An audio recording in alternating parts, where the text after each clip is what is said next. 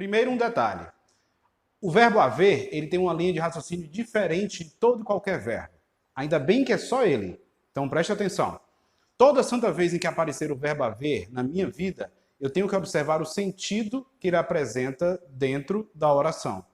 E se ele se encontrar em um destes sentidos aqui, no sentido de existir, ocorrer, acontecer ou indicando tempo, o verbo haver, ele é um verbo impessoal. Isso quer dizer o quê? Que a oração é sem sujeito.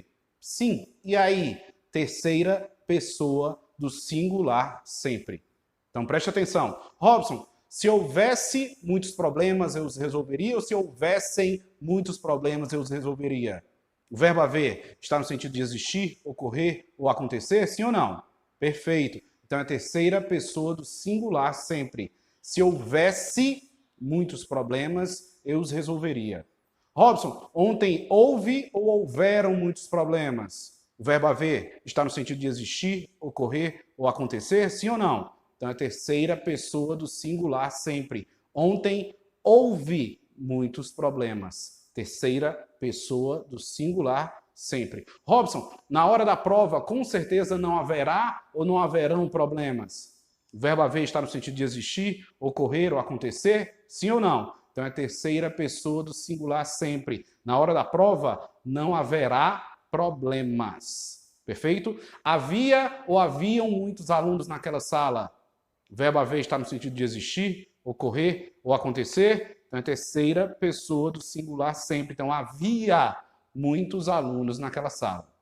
Um outro detalhe é que o verbo haver ele também pode indicar tempo decorrido, passagem de tempo. E ele pode facilmente, para que a gente raciocine melhor, vamos dizer assim, ele pode facilmente ser substituído pelo verbo fazer no mesmo sentido. Então, Robson, havia muitos anos que eu não andava naquela cidade ou haviam muitos anos que eu não andava naquela cidade?